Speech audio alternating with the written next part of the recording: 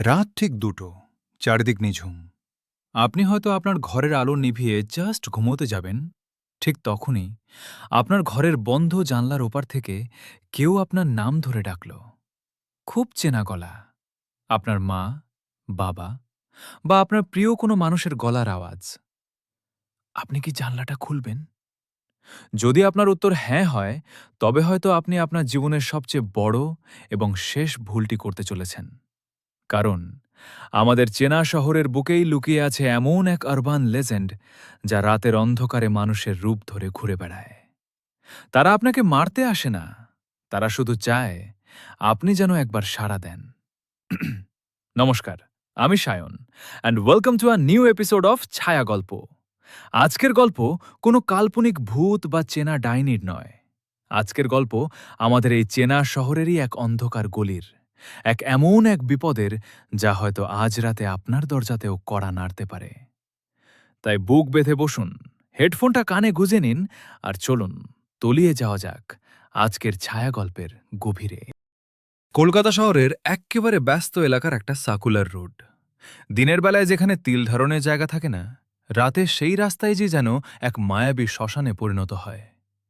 এই এলাকারই এক পুরনো বহুতলা অ্যাপার্টমেন্টের ৩ তলায় থাকত অনির্বাণ। পেশায় আইটি প্রফেশনাল, তাই রাত জেগে কাজ করা ওর রোজকার অভ্যেস। সেদিনও ছিল একটা সাধারণ বৃহস্পতিবার। ঘড়িতে তখন রাত 2:45। অনির্বাণ ল্যাপটপে কোডিং করছিল। বাইরে তখন টিপটিপ করে বৃষ্টি পড়ছে, আর তার সাথে হালকা ঠান্ডা হাওয়া। হঠাৎই অনির্বাণের মনে হলো ওর ঘরের কাঁচের জানলাটায় কেউ খুব আস্তে করে নখ দিয়ে আঁচড়াচ্ছে। অনির্বাণ ভাবল হয়তো কোনো কাক বা পায়রা আশ্রয় নিয়েছে। ও পাত্তা দিল না। কিন্তু ঠিক তার ২ মিনিট পর অনির্বাণের শিরোদানা দিয়ে একটা ঠান্ডা স্রোত বয়ে গেল। জানলার ওপার থেকে একটা ফিসফিসে গলার আওয়াজ ভেসে এলো।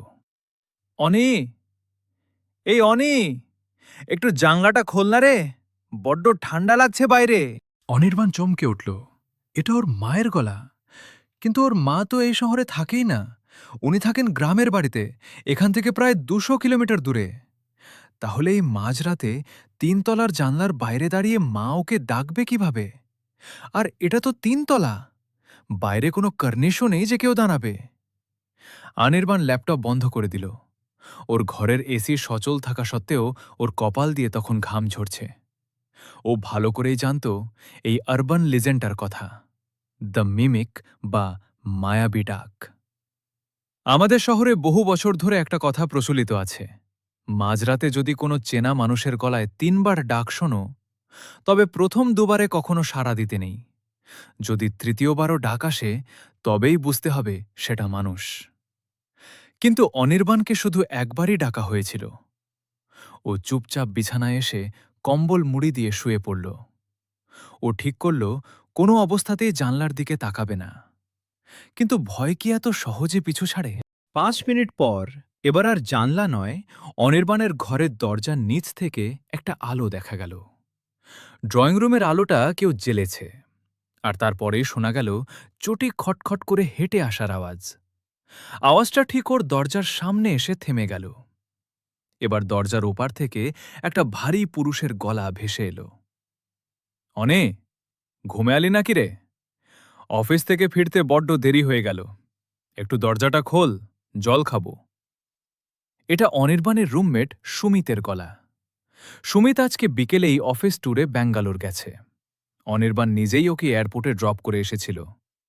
তাহলে সুমিত দরজার ওপারে কিভাবে এলো? অনির্বাণ এবার বুঝতে পারল ও কোনো সাধারণ চোরের খপ্পরে পড়েনি। দরজার ওপারে যা দাঁড়িয়ে আছে তা এই পৃথিবীর নয়। সেটা অনির্বাণের মনের ভয়টাকে চিনে নিয়েছে, আর ওর প্রিয়জনদের গলার আওয়াজ নকল করে ওকে বাইরে বের করার চেষ্টা করছে। অনির্বাণ কাঁপা কাঁপা হাতে ওর ফোনটা নিল। সুমিতকে হোয়াটসঅ্যাপ করল, তুই কোথায়? সুমিত সঙ্গে সঙ্গে রিপ্লাই দিল, হোটেলে জাস্ট পৌঁছালাম রে, ফ্রেশ হচ্ছি। কেন রে, সব ঠিক আছে? সুমিতের মেসেজটা দেখা মাত্রই অনির্বাণের হাত থেকে ফোনটা পড়ে গেল। যদি সুমিত ব্যাঙ্গালোরে থাকে, তবে দরজার ওপারে দাঁড়িয়ে সুমিতের গলায় কে কথা বলছে? ঠিক তখনই দরজায় জোরে জোরে ধাক্কা পড়তে লাগল, ঠাস ঠাস ঠাস। আর সেই সাথে সুমিতের গলাটা আস্তে আস্তে বিকৃত হতে শুরু করল। মানুষের গলা থেকে সেটা যেন কোনো হিংস্র পশুর গোঙানির মতো শোনাতে লাগল। অনি, দরজা খোল। তুই জানিস আমি বাইরে আছি। দরজা খোল অনি। অনির্বাণ কানে হাত দিয়ে হনুমান চালিসা পড়তে শুরু করল। ও চোখ বন্ধ করে ঈশ্বরের নাম জপছিল। দরজার ওপারে তখন আচোড়ানো শব্দ হচ্ছে, যেন কোনো জীবজন্তু নখ দিয়ে কাঠটা খুবলে কেটে ফেলতে চাইছে। এই নরক যন্ত্রণা চলল প্রায় 1 ঘন্টা। অনির্বাণের মনে হচ্ছিল এই রাত যেন আর শেষ হবে না। ভোর 4টে নাগাদ যখন দূরের মসজিদে আজানের শব্দ শোনা গেল, ঠিক তখন এক ঝটকায় সব শান্ত হয়ে গেল। বাইরে আর কোনো শব্দ নেই। পরদিন সকালে অনির্বাণ যখন ঘর থেকে বের হয়, ও যা দেখেছিল তা দেখে ও রক্ত হিম হয়ে গিয়েছিল। ওর ঘরের দরজার বাইরের দিকে ঠিক বুক সমান উঁচুতে 4টে গভীর নখের আঁচড় কাটা ছিল। কাঠটা প্রায় এফোর ওফোর হয়ে গেছে, আর মেঝের ওপর পড়েছিল কিছুটা কালো আঠালো তরল, যা থেকে এক পচা মাংসের গন্ধ বেরোচ্ছিল। অনির্বাণ সেদিনই ওই ফ্ল্যাট ছেড়ে দেয়, কিন্তু আজও ও যখনই কোনো নতুন জায়গায় রাতে একা থাকে, ওর মনে হয় জানলার ওপার থেকে কেউ ওকেই ডাকছে। বন্ধুরা, আরবান লেজেন্ডরা কিন্তু কোনো গল্প নয়। এরা আমাদের শহরেরই আনাচে কানাচে আমাদের বিশ্বাসের সুযোগ নিয়ে বেঁচে থাকে। তাই আজ রাতে যদি আপনার ঘরের বাইরেও কেউ চেনা গলায় ডাকে, সাবধান।